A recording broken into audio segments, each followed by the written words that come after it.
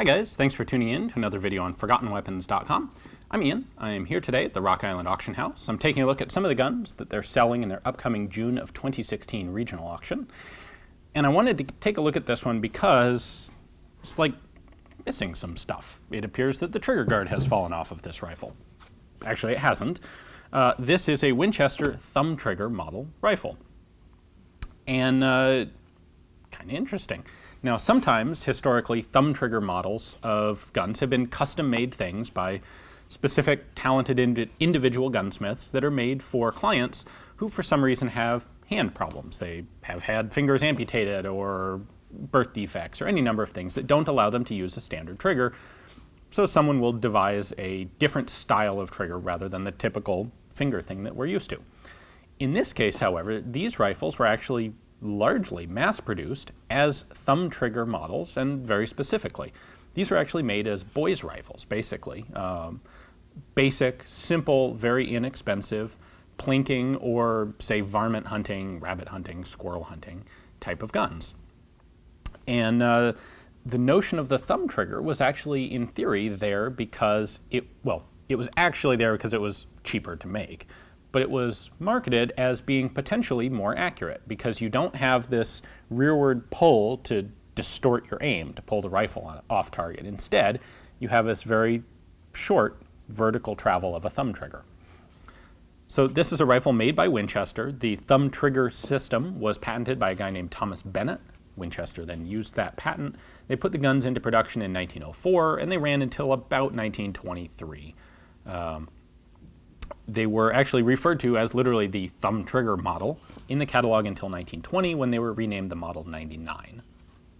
So why don't I bring the camera back, let's take a closer look at how this thing actually works, because man, it's a really simple, kind of elegant, if somewhere between elegant and crude design.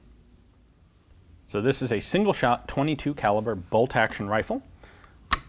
Open the bolt like so, pull the action back, and at this point, the bolt hangs up a little bit because here we're now operating an extractor right there. That's going to pull the empty case out of the chamber. You can then manually put a new one into the chamber, close the bolt, and what you want to do when you put this in is you want to put the case in front of that extractor so it stays under the rim of the cartridge, otherwise it won't work. Push the bolt closed, lock it down, and if you don't lock it, you can't cock the action. Once it is locked, then you manually grab the striker, pull it back, and the striker hooks onto a little catch on the back of this spring-loaded thumb trigger. To fire it, all I have to do is press down on this little grooved surface right there. I'm going to hold the striker here so that I don't snap the firing pin into the chamber face, but it only takes a little bit of pressure on that, releases the striker, and fires the rifle. Really, very simple. This has been super cheap for Winchester to manufacture. The fact that they sold 75,000 of them kind of points to that. That's the nice benefit for Winchester, is a really cheap rifle will appeal to an awful lot of people. Now, in addition, these are takedown rifles. There is one thumb screw here holding the stock to the action. Let's pull that off.